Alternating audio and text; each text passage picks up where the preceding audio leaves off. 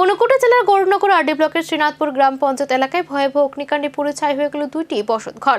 মঙ্গলবার সকালে এই ঘটনাকে কেন্দ্র করে এলাকায় চাঞ্চল্য সৃষ্টি হয়। জানা যায়, বিদ্যুতের শর্ট সার্কিট থেকে আগুনের সূত্রপাত। প্রথমে জব্বার আলীর বাড়িতে আগুন লাগে, পরে মুহূর্তের মধ্যে তার পাশের ঘরেও ছড়িয়ে পড়ে। আগুনের তীব্রতা এতটাই বেশি ছিল যে অল্প সময়ের মধ্যে দুটি ঘর সম্পূর্ণভাবে ভস্মীভূত হয়ে যায়।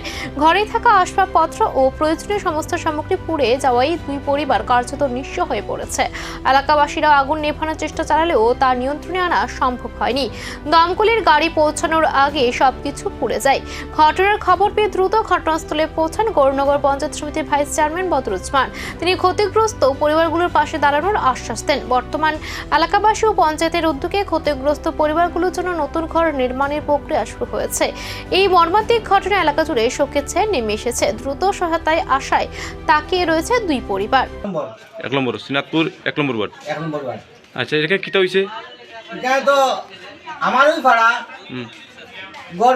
আমি পাশের বাড়িয়ে দেখছি ঘরে আগুন লাগিয়েছে, এবারে দাও দাও করি সাইডের দিকে নিভাইবার মতো কোনো সম্ভব নাই। কার ঘর এটা? এটা জব্বুরালির ঘর। জব্বুরালির ঘর। এটা কত পরিবার এখানে বসতিপূর্ণ?